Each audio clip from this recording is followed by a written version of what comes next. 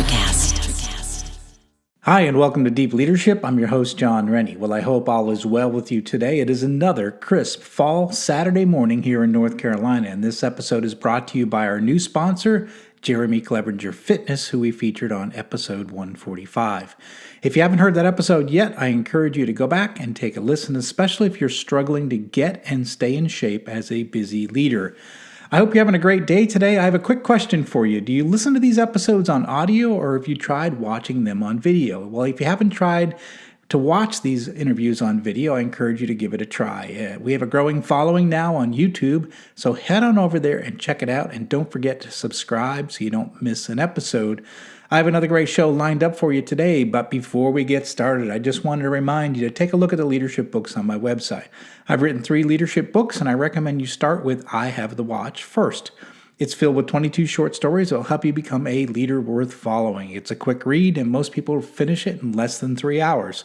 It's also available in Kindle and on Audible, so you can listen in the car or while you're working out. So check out all my books either on Amazon or my website, johnsrennie.com. Well, that is it. Today, this episode is very interesting. We're going to be talking about acquiring and developing leadership skills by reading and discussing fictional books. Yes, fictional books. My guest today is Melanie Bell. She is the founder of Leaders Who Fiction, where she creates fictional book study programs focused on learning leadership qualities. Have you ever felt guilty reading a fictional book and not hardcore business books all the time? Well, Melanie is going to help you get rid of that guilt and embrace the idea of learning leadership through fiction. Now, this was a fun discussion that I know you're going to love. So, are you ready to dive in? Let's get started.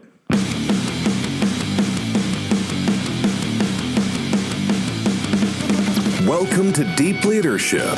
Leadership is a people business. That's the philosophy of your podcast host, John Rennie. As a former Cold War submarine officer who spent 20 plus years leading businesses in corporate America before starting his own manufacturing business, he knows that leadership matters. Are you ready for some real-world actionable advice from John as well as his expert guests? I'm ready. The show starts right now. Welcome to the Deep Leadership Podcast. Today I'm joined by Melanie Bell. Melanie is the co-founder of Strategic Peace, a company that helps B2B businesses grow. She is an angel investor and mentors students at Rice University. She also founded Leaders Who Fiction, where she helps people acquire and develop leadership qualities through reading and discussing fictional books. Now, I'm excited to have her on the show to talk about this very unique leadership development process. So, Melanie, welcome to the show. Thank you so much. I'm really excited to talk to you. Yeah, I mean, it's nice to meet you, and I'm excited to talk about the subject because it's something we haven't talked about on the show, the idea of fictional stories and how they can be used for leadership development. So I'm excited to get into that. But before we get into that topic, tell us a little bit about Strategic Peace. What do B2B companies come to you to try and solve? Sure. So we tend to work with what we call growth stage companies. And I realize that can mean a lot of different things to different people. It doesn't have to necessarily be a startup. It could be a more mature company, but our clients come to us when they've at least figured out what it's going to take to get a sale, and they're ready to scale up their marketing activities. We've also worked with companies that have been around for 20 years and been very dependent on boots on the ground sales force. And then there's a lot of leverage that they can get out of investing in their marketing. So they come to us and we work with them on their marketing strategy. How do they interact with their customers? And it can be everything from that strategy to operational stuff and putting in the software to make marketing run effectively. Okay. And it's systems based. It's based on technology. Is that right? Yeah, a lot of what we will look at is how do we implement technology to make this as easy as possible so that companies don't need to hire, necessarily like 20 people to do what 5 people now can do. So we specialize in the HubSpot platform. And so that covers everything from a sales CRM for some of our customers to marketing automation, doing automatic database segmentation and sending email campaigns to people or managing social media and that kind of stuff. And then being able to look at all of those analytics and decide what to do next. Okay. Sounds like if you're running a company and you're ready to grow, come to you and you're going to help sort that out. Correct. So you don't have to hire 20 marketing people. I mean, sometimes it's still necessary. Depends what your growth goals are, but at least the technology stuff should give you some extra leverage with those hires. That's great. And so tell us what you're doing at Rice University. What you mentor, and you also an angel investor, is that right? Tell us a little bit about that. Yeah, so I am an angel investor. I went to Rice for business school, and I finished now 10 years ago. But I was really involved there. They've got an amazing organization called the Rice Alliance, and that group is really charged with helping new companies get started. And so they work with the Office of Tech Transfer on stuff like, how can student teams license technology that professors have developed and then go commercialize that. So the Rice Alliance was there when I was in business school, and Rice's initiatives around entrepreneurship have really expanded in the last few years. We've got some new centers. And so centers of really cultivating entrepreneurs and giving, and sometimes it's supporting alums that are starting businesses. Sometimes it's giving students a taste of what is it like to run a business. So they run accelerator programs during the summer for student teams to form. And so I've mentored companies that are going through that. And then, but also, I'll go participate in some of the entrepreneurship classes as a guest community member in the startup community to give students feedback as they're validating problems and talking to potential customers to see if this is really an issue. Kind of, going through those formative steps that anybody who is an entrepreneur is going to end up going through. So it's one of my alma maters, so very connected with it and love supporting their initiatives. Great. I mean, I know I'm in Raleigh, North Carolina, and we have a very active veteran entrepreneur network, yes. And I'm very active with that. Just because same thing, I run a business, and so I can mentor and help and answer questions like, okay, yeah, I'm 6 years in, so I can answer a few questions for the people that are just getting started and trying to get funding and all that sort of thing. So yeah, that sounds fantastic. So it sounds like there's an infrastructure there that you're helping out with. Yeah. Just voluntary, not running it, but it's really fun. Rice is a beautiful campus, so it also gives me an excuse to go back and get to see it. And I love it. That's so cool. And so, when did you develop your passion for leadership and helping people develop their leadership qualities? When did you get to the point where you're like, I want to do something to help people develop? Yeah. So after I finished business school, my first kind of job out of that was I worked at a startup accelerator. Okay. And so we had a pretty traditional 3-month cohort program with the, 10 to 12 startups would come office with us. And I was their director of marketing, and I got to work a lot with the founders and coach them as we did, got ready for demo day. So work with them on their pitches or connecting them with mentors. And I loved being in that environment of supporting people as they were working on their goals, and helping them achieve that. And then I started my own company because I don't know how you can be surrounded by entrepreneurs all the time and then not want to attempt it yourself. Right. Which is, it's like all the crazy people just clumped together, I think.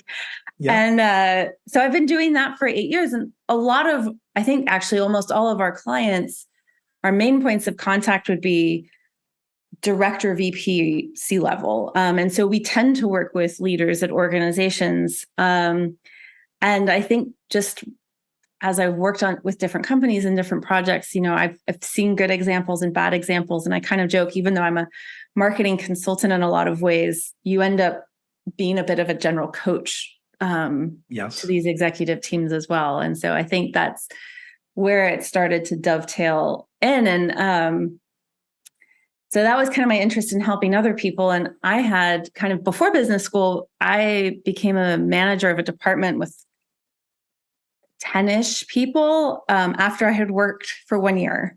And I was so, I thought I was ready for it. Yes. That was a really nice, naive, youthful opinion of that, and made a lot of mistakes. And I think just kind of looking back, I'm like, oh yeah, like I could have learned differently and had different training. And I think, some of that stuff might have been smoothed out. Some of it probably not, because I think you have to go through it. You do. And the thing is, your story is not, it's not unique. It's common that people get promoted and there's some, we were talking about before we started, they get thrown in the deep end of the pool. So, and you've got to figure out how to swim, and you're typically you're looked at for promotions because of your individual contributions, right? So you're really good at some particular function, and we're like, we're going to promote you to manager, and that's a whole different set of skills that you're not necessarily trained at or experienced in, and they might send you to one class or to read a book or something like that, but you're almost always ill prepared for that first management position, leadership position. You're swimming in the deep end. I swam in the deep end when I was in the Navy. I showed up and had a team reporting to me, like right when I first got to the submarine. I mean, I was trying to find my way to the bathroom. I didn't even know where my bed was, and yet there's these guys that are going to be working for me, and I'm like, oh, and it's can I ask them where the bathroom is? Yeah, exactly. Like I'm supposed to be in charge. I didn't even know my way around this, this boat. So yeah, it's intimidating, and a lot of people struggle through that. And I think in general, we don't do a good enough job developing those qualities, giving people, chances to practice before they get into that first management job. We sort of throw them in the deep end and say, good luck, so. Yeah. Well, and so when I was, they did have us interview, they interviewed internal candidates and external candidates. And they pointed out at the end of the interview that I had used the terms management and leadership interchangeably. And they said, there is really kind of a difference, or there can be. So let's talk about that. And so that was really interesting to me. And then when I did get the position, I was like, because this company was going through really fast growth. And so there were a lot of things that weren't in place that you would have if you were in a corporate environment and had, formal training and that kind of stuff. And I remember going, okay, so I have this job now. Like, what can I go read on this? I mean, now I think too, there's so many podcasts and, this and YouTube, and, there are a lot of resources. And they said, oh, go read psychology books. Like that's where so much of managing people and understanding psychology. So that was where I had really is. Yeah.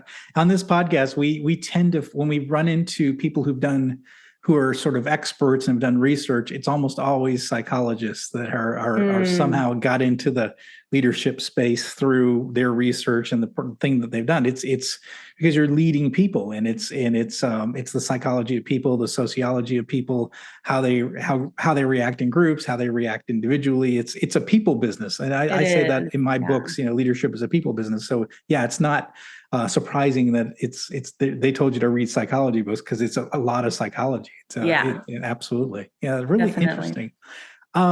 So what I want to talk to you about, because I think it's so unique, is Leaders Who Fiction. So you started this. Tell us what it is and what you do. Sure. So for lack of a better word or term, it is an online book club. My husband who is also my business partner now, he's like, oh, you can't call it a book club. People aren't going to want to join a book club. I'm like, well, I think sometimes if you're a big reader, it's okay. So for lack of a better word, we are an online book club. It's a group of people who want to work on their leadership skills. And most of us, I think everybody there really loves reading fiction, and either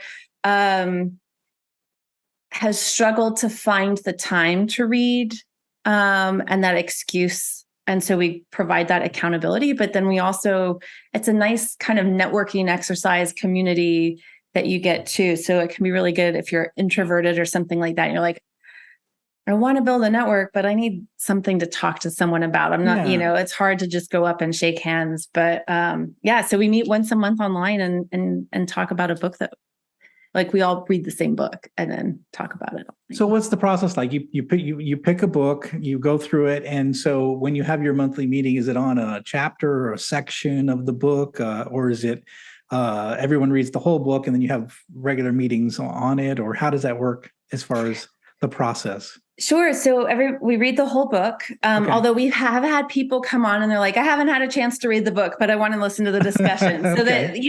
that, we're pretty relaxed about that. And it's really a free range conversation. It's what people want to talk about. And so I will go in advance and I do read interviews that the author has had about the book or listen to podcasts and kind of pull out stuff they were trying to do so that I've got some fodder for getting the conversation started. But we meet for an hour and it's, I think the conversation keeps moving. And sometimes we talk just generally about, oh, did you like that character? That character was crazy. But we also will try to pull it back to, okay, some leadership things that each of us have picked up on. Okay. So, so why nonfiction? Why is it so? Why nonfiction? Because I'm on this podcast I interview authors all the time, and it's all we're all. I'm sorry. I was going to ask you why fiction. I was going we interview a lot of nonfictional authors here on the show, and I'm a nonfiction writer too. But why fiction? Why go in that direction? Why is that special for learning leadership lessons?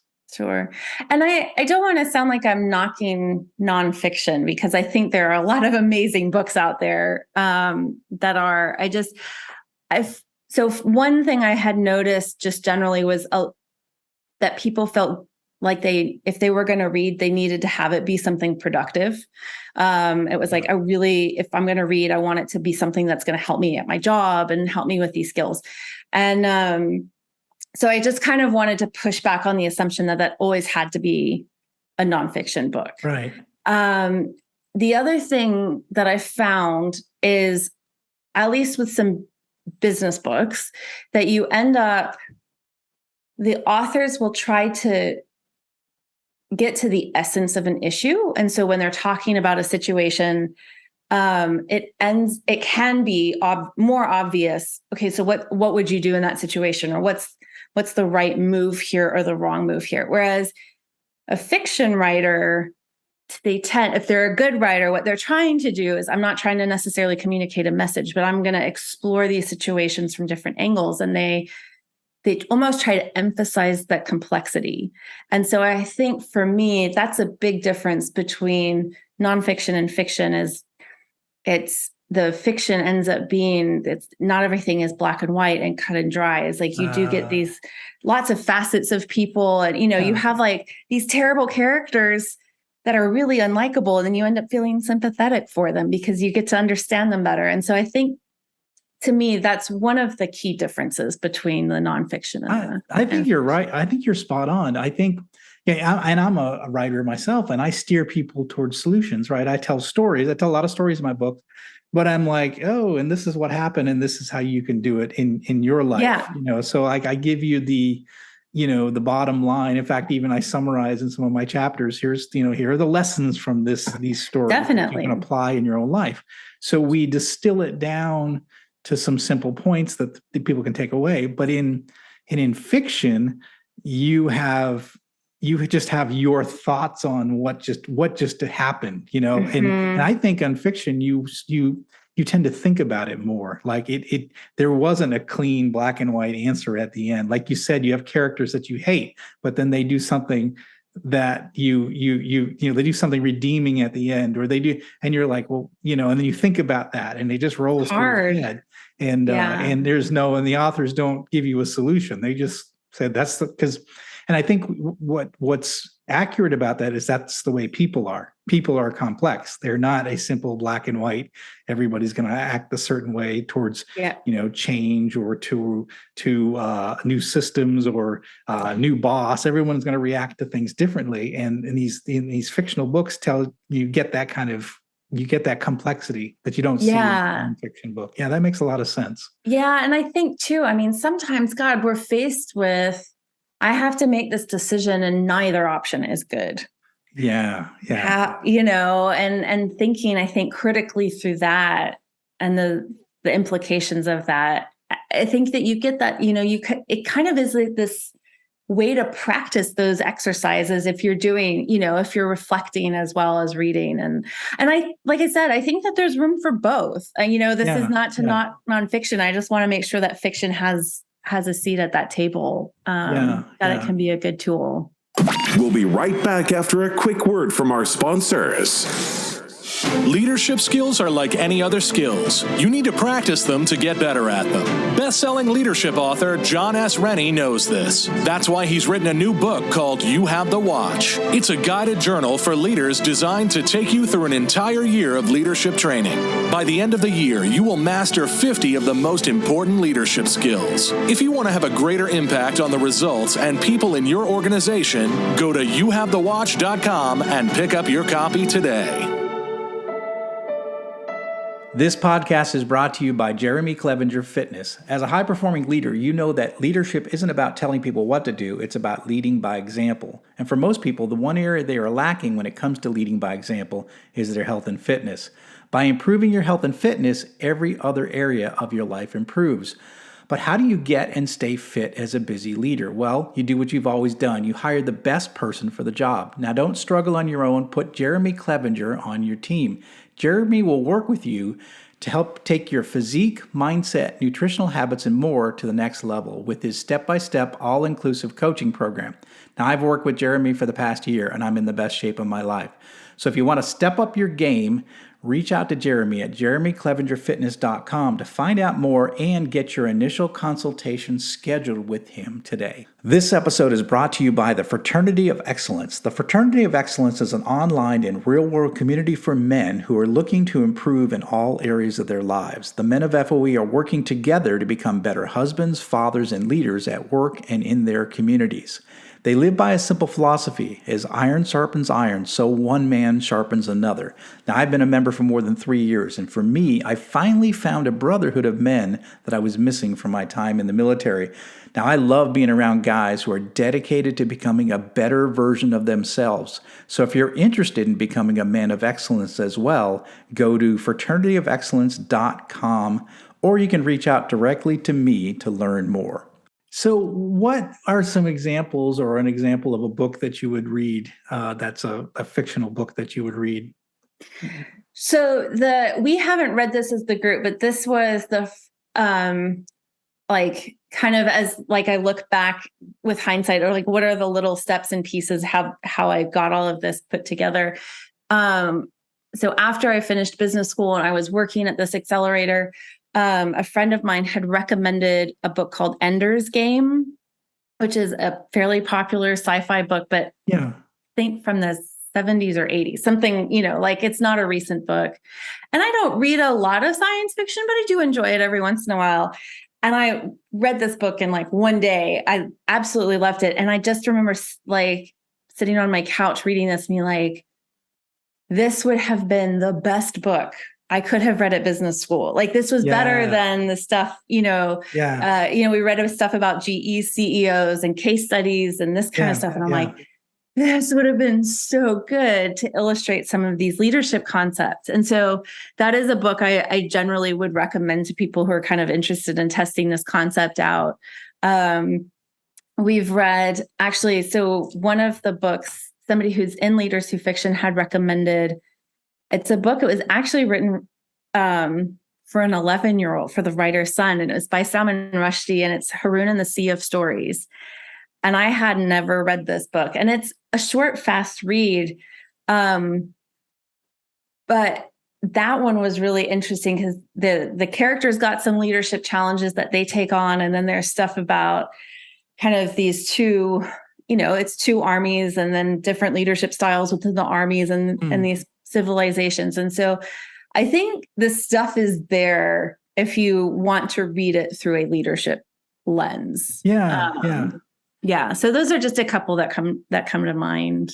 That's really interesting. I know we were talking earlier before we started the show is that I've got a friend that runs a podcast. It's a Star Trek. It's Starfleet Leadership Academy podcast. That sounds so cool. Yeah, and it's just he takes and he'll randomly watches a Star Trek episode from any one of the many seasons that they have, and then he will summarize it and then talk about the leadership lessons on a podcast. And I always think that it's just the most unique podcast because he's taking these stories, right, and then he's unpacking the different things that went potentially right and wrong, and it's a really interesting leadership podcast because it's so unique. It's breaking down stories, and it sounds like what you're doing is breaking down stories to unpack the lessons. And what I like too is that you're doing it in a discussion format. So it's a back and forth dialogue. Like, all right, this happened. What do you think? And it's whenever I'm in those kind of discussions,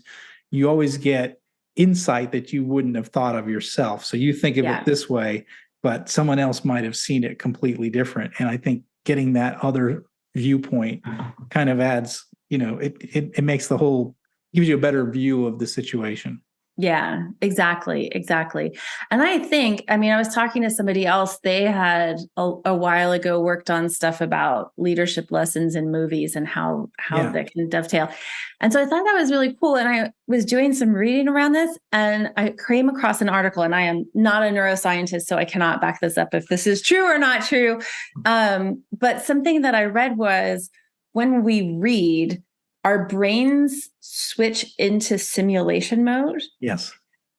And like the only other way to do that is if you're actually like in a simulation software kind of thing. Like that's the closest we can get. And so I think that's another really cool thing that I think is a nice complement to the, like, I'm actually going to read and be in that perspective, and I can almost as a simulation and then talk about it. But if we just talk about it, I don't know that it's I don't think it'd be as interesting to have a conversation of like, okay, so let's just talk about empathy for an hour and we can talk abstractly, but this is helpful because it's got a different dimension to it. Yeah. That's really neat. I think one of the things you mentioned this, and I thought it was kind of interesting. You said that these, reading fiction helps you become a better leader, but while not sacrificing what you love to do. Is that the idea of being able to read fiction? Because I think what you said was, and I think I feel that as a leader too, I'm always trying to get better. So I'm always reading leadership books. I'm always reading nonfiction. And so you're saying, no, you should take that break, read some fiction because you're going to get a lot out of it. Is that what you're saying? Yeah, exactly. I think so. One of the other kind of pieces in this genesis of coming up with this idea was I would talk to a lot of people. I was a very avid reader growing up, and then I stopped early in my career. It was just like, oh, my eyes are tired and my brain is tired at the end of the day. And, and I'm going to read fiction, or I'm going to read nonfiction. I'm going to read the strategy books and the leadership training books and the books that everybody says I should be reading. And I was talking to other people who I work with and, that are kind of in my network. And some of them were like, I really love reading fiction. So about 5 years ago, I started reading a lot more. I was like, oh, you have to read this book. And they're like, oh, I never get a chance to read. Yeah. And so it was like, hey, I'm going to give you this excuse that you can do this thing that is pleasurable, that you love doing, but it keeps, it's not as when there are fires to put out or that kind of thing, it's easy to put the book down and not pick it back up. Yeah. And I had someone when I was starting this, they're like, well, what would you just say to someone who doesn't like to read? And I'm like, then it's not for them. Like, that's right. Don't join a book club. I'm not trying to great if I can convert more people into being readers, but that's fine. Go do something else that you love doing. But for people who like this, it shouldn't have to be something that they give up. Yeah, and I know myself, I don't read a lot of fiction right now. I'll admit that, but I always did most of my life, and I think now because I'm, deep in the leadership space, I'm always trying to catch up on what the latest and greatest, and so I'm always seem like I'm behind in the leadership thinking, and I'm trying to catch up. But one of the things I notice is that when you read a fictional story, you can't put it down. it draws you in, especially if it's well written. The characters, the plot, the situation that you want to see. A good writer will create this tension, and you want to relieve the tension. How is this going to end, right? And so you're pulled into it, and you're reading it more. Whereas I think in a lot of nonfiction books, you get bored easier because you're like, okay, I get it, tell the story, here's the point, tell the story, here's the point, right. So, and I think that's the draw too, is that you can let your mind wander a little bit versus looking at a book from an analytical standpoint. Yeah, I think that's true. And I think the other thing too is when you get just so sucked into this other world or his time in history or whatever it is, you're not actively thinking about the problems you're trying to solve. Yes. And I think sometimes it's really good this is not anything based on science. It's just my own personal opinion. And it's like, when you don't think about it directly all the time, then sometimes those answers or what the right next move is, it comes 100%. Up. So I believe in the subconscious. Our subconscious minds solve problems all the time. It's like a lot of times I won't make a decision. The idea of sleeping on it, that's your subconscious mind working out the problem. And then you wake up in the morning, you're like, oh, I know what to do. Or you're in the shower, you're like, oh, I got it. I was going to say, how many people are like, oh, I come up with my best ideas in the shower. Oh, right. I mean, as a writer, that's where I struggle. Like at night, I'm like, how am I going to end this chapter? It doesn't make any sense. And I go to bed and I wake up in the morning. I'm like, oh, I've got it. It's like your subconscious works on that. And I think you're right. Let your mind, let that subconscious work things out. And I think you're right. You're dealing with a problem at work, and you're reading a fiction novel, and your brain is taking that scenario and applying it to your personal scenario too. Exactly. Wow, that's so cool. It's really neat. You say too that you reading these fictional books helps us develop empathy and critical thinking skills. Explain that. So I think it ties into when we're seeing these characters like we talked about earlier, and they're complex. Yeah. We're all complex people. I mean, I'm a marketer, so we like to put people in boxes a lot of the time. Yeah. We're like the worst at that. And but that fiction kind of breaks out, and it's like, how do you look at somebody from that 360 degree? What else is going on in their life? Or what was that consequence for them? And so to me, that's a really big developer of empathy and you have that simulation. We tend to identify with the protagonist in a story. So you're for hours then walking around in somebody else's life and somebody else's shoes and experiencing that. Yeah. And so I think over time, I do think that increases people's empathy. For better or worse, I'm a high empathy person to start with. So sometimes it's like I need to dial it down a little bit. But I think from an empathy standpoint, it's, again, that simulation and that practice of identifying with other people that can be. I really like that. Helpful. You're in a simulation, essentially. Your brain is, you're watching a created world with a created character go through a created story, and you're taking your experiences, your personal experiences in that story along with you, and you're seeing how it'll play out, and I think you're right. Like I know when I read fiction, I anticipate what's going to happen. Yes, and so that's the simulation. Like, okay, well, in my life, this is what's happened. So I'm imagining this character is going to have this happen. Yeah. And then sometimes that doesn't happen. It's something completely different, and so you get to, I think that's really neat. The idea of it, you're sort of in a simulation, if you will. Yeah. Like that. I like that a lot. Yeah. This is really interesting. And so you also say it helps with employee communication as well. Yeah. I mean, so for me, I think anytime we're reading stuff that's well written, you will end up, kind of osmosis picking up. Oh, yeah. Picking up the vocabulary or the grammar. How do I clearly express this point? The other thing is, I haven't tested this out, but there is a group out there who does this. And I just think it's really cool, but they will go into organizations and a team or a company will all read the same book. Oh, nice. And then internally, they're having these discussions about it. And I just think that's so cool because then so first of all, you have common language to share about an issue. Yeah. And then the other thing is, because it's a character who's doing something good or bad, you're not as like you can talk about the issue and you're not talking about your colleague directly. And so a lot of times you're able to have these really productive conversations because people aren't feeling as defensive. Love that. Yeah, you're right. It's like a third party. It's like it's no one here, not us, right? You. It's this character. Look what they did. That's interesting. I have to look up the name of that company, but I just think that is a really cool business. I really like that. I do like what you say. I want to key in on that. The idea of a common language.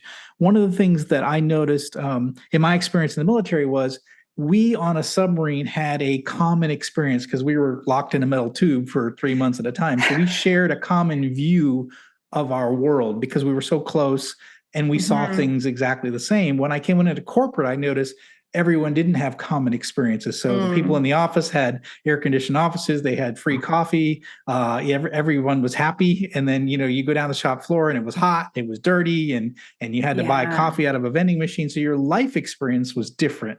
So you saw the business differently. Each department saw the business differently, and we didn't share those common experiences. So I think that was one of the elements that I noticed, like when I was trying to run factories, was trying to build as much having common language, common experiences, so that we could see the world the same way. And so I think what you're saying is that when you get a company and you read a book like that, all read the book, you have a common framework that everybody has read and everybody can relate to. And I really like that. That's really important. Yeah, exactly. Yeah, that's so cool. So how can people find out about this? So it's called Leaders Who Fiction. So how can people find out about it and potentially join up on one of the new books that you're going to do? Sure. So I do have a website, leaderswhofiction.com. Okay. And on there, people can see what meetings we have coming up and sign up. It's currently free for people to join. So you just need to, get a copy of the book. It can be from your library or you can buy it. And we meet on Zoom. And as we get, if we get more and more people participating, we'll probably offer more times. But right now it's like we've got, we'll pick I think it's the last Wednesday of the month, and we meet at noon Central, but everyone is welcome, to come and participate in that. So I love it. We'll definitely put a link in the show notes for that. And your company, how can people find out about your company, Strategic Peace? So strategicpeace.com is that website. The other place that's probably really good is if people want to connect with me on LinkedIn. So Melanie Bell, and I will send you the link so that you have that. Okay, fantastic. I mean, you just heard everybody listening, and you just heard of a leadership resource that is free, like this podcast. You get free information on this podcast, but you can go to leaderswhofiction.com and you can join up on one of these book studies and read a fictional book and get a chance to talk to other leaders and to interpret that book and learn the leadership lessons from that. That is so fantastic. Melanie, thank you for coming on the show and so sharing all this information. This has been a really informative and a discussion. I really appreciate it. Yeah, well, thank you. This was always really fun. I love talking about this stuff. I love it. Well, thanks again. Thanks. Well, that's it for today. Thank you for listening to Deep Leadership. If you like this podcast, please subscribe and share so we can continue to build a world with better bosses. Until next time, this is John Rennie saying take care and lead well.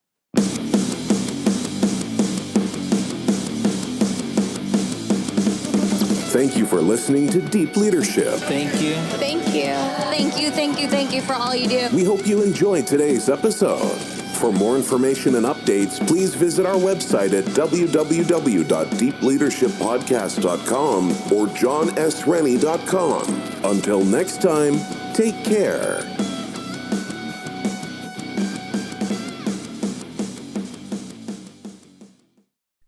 Welcome explorers of the human experience. This is Let's Talk Soul, and I'm your host, Claudia Monticelli. We're not afraid of the great mysteries of existence here.